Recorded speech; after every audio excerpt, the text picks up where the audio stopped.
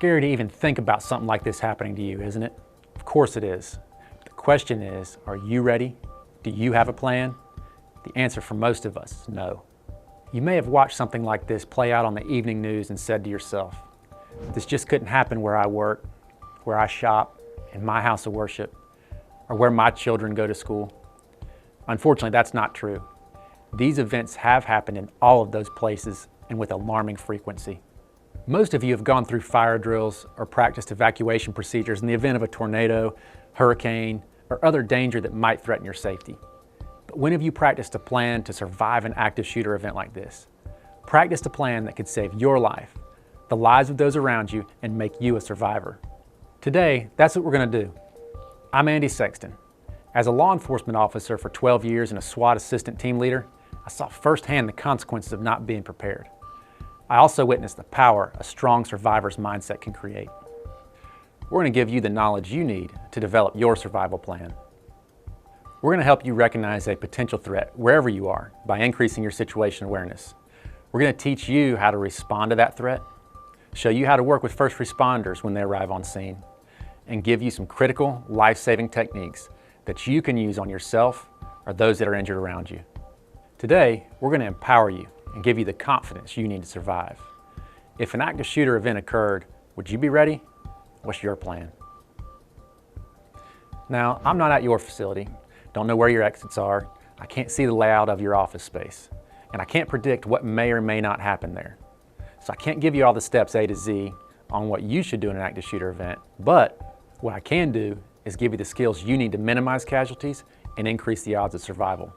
And I can tell you this, it starts with threat recognition, which is what we're going to talk about here. So let's start with some basic active shooter information. The FBI defines an active shooter as an individual actively engaged in killing or attempting to kill people in a confined or populated area. Using the words active shooter might lead you to believe that this person has a gun, maybe a rifle, a pistol, or a shotgun, but that's not always the case. Many times these individuals use knives or other weapons to commit these violent acts. So let's give the words active shooter a much broader view so we can more readily identify a threat that may be using many different tactics to commit these violent acts. It isn't always going to be a firearm. For our purposes today, we will be focusing on active shooter events in which a firearm is being used, since your ability to recognize that threat exists and the time you have to react to avoid or eliminate the threat is greatly reduced when a firearm is used. You must know what to do and you must react immediately. Active shooters generally fit into one of four categories. First, active shooters with no connection to the business or staff. This is the least common type of attack. An example of this would be an innocent person killed during a robbery or other property crime. A terrorist attack could also fall into this category. The second group are active shooters that target your business, your organization, or staff. They're targeting you because you have a product, a belief, or something specific they disagree with. An example of this type of shooter took place at the Capital newspaper facility in Maryland. The employees were targeted by a gunman who was disgruntled over a story that had been published about him. Third are active shooters who target supervisors, co-workers, or managers. These are acts committed by a current or former employee. This is one of the most difficult to deal with or expect because we don't want to believe one of our own could turn against us. But this can be the easiest to prepare for if we're willing. We often see warning signs ahead of time. For example, behavior changes, concerning social media posts, increased substance abuse, or other dramatic life events. We can prevent these types of events when we pay attention and respond appropriately. And the fourth group are active shooters with a personal or domestic relationship. In many of these attacks, we can look back and see some early warning signs of future violence. For example, a breakup, a divorce, increased physical abuse, or a child custody issue. And if we're the ones involved in a domestic situation, we have a role in protecting our coworkers. Of course, it's hard to swallow our pride and admit someone we know might hurt us. But an active shooter event can be prevented if we're open about these things. It's worth noting that historically, these shooters have been male and have most often been operating as solo gunmen, not as groups. Imagine walking into the break room and overhearing a heated conversation where one person says to the other, I'm gonna get her. She's not gonna get away with that. She is not gonna take my kids from me. I'll get her first. Or you walk by someone's cubicle and hear, Joe just told me that I'm the first person to get laid off. What am I gonna do? How am I gonna pay my rent? I'm gonna make Joe pay for that, big time. Most of us just brush this type of conversation off without giving it a second thought. We might even think, he'll get over it. He's just mad. He'll calm down. But what if that person began to change their behavior slightly? Didn't show up for work? Or maybe they just began to keep to themselves more than normal. What would you do? Would you report it to somebody? And who would you report it to? It might be easy to decide, but sometimes it'll be a tough call. It's better to report something that turns out to be nothing and have to apologize for it later than to not report it and allow it to turn violent. So let's take a deeper look at situational awareness. What does it mean to be situationally aware?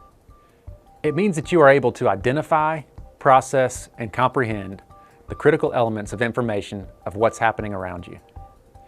Ever seen someone walking while texting on their cell phone and run into something like a wall or a door? What about times you arrive at home after work and don't even remember the trip there because your mind was on something other than driving your car? Both examples show an absence of situational awareness. As things change around you, your level of awareness must also change. Where you are, what you're doing, and how aware you are of your surroundings all factor into how you respond when a critical event happens.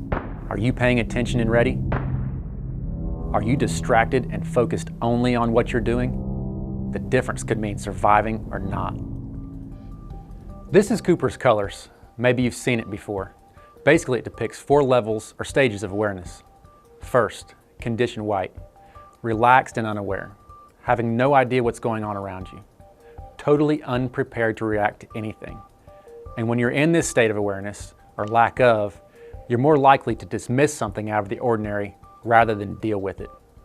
Being in condition white will ensure that you miss the opportunity to prevent a situation because you're distracted and unaware of what's going on around you. The most common distraction? Yep, you guessed it, your cell phone. Ever go through an intersection as the light turns green and narrowly escape a collision from another vehicle that just ran the red light? That's it, condition white. The next level of awareness is condition yellow, relaxed and aware. In condition yellow, your brain and your body are prepared to react. Your posture is upright, your eyes are open, shoulders are back, and you're aware of what's going on around you. In condition yellow, you'd have checked left and right and seen the car as it ran the red light. In condition yellow, you would have stopped and completed your text before you continued walking. In condition yellow, you're more likely to react in a way that will positively affect the outcome when something seems out of the ordinary. Relaxed and aware is the state of awareness you should maintain throughout your day. The next level is condition orange, where you've become aware of a potential threat. You move from condition yellow to condition orange when you've seen something out of the ordinary and you start to focus on it to determine the threat potential. Use caution that you don't become so focused on that potential threat that you miss something else going on, something that could be an additional threat or a more imminent threat. It's in condition orange that you have evaluated the threat and are developing a plan in your mind that if this person does this, then I'm going to act. And if this person doesn't do this, then I don't need to do anything. The last and highest level of awareness is condition red, an awareness level where you have confirmed there's a real threat and you're ready to act. In condition red, you take some form of action, and that's not necessarily physical force. Actions might include leaving the scene quickly, dialing 911, notifying others around you by shouting, or if the situation is dire and an immediate action is required, using physical force. If you do get to this point, if an event does happen, notify others immediately. Don't use codes, use plain talk. If you have an active shooter in the building, don't make an announcement that you are enacting code purple. There's too much room for confusion and misinterpretation. Instead say, there's a white man in a green shirt, he's carrying a handgun in the front office. Make it clear what the situation is and what people need to look out for. Situational awareness is the first step in surviving an active shooter event. When you're aware of your surroundings, when you're aware of changes in behavior, And when you respond appropriately to events that are happening, you increase your chances for survival. You become an empowered participant who can positively affect the outcome.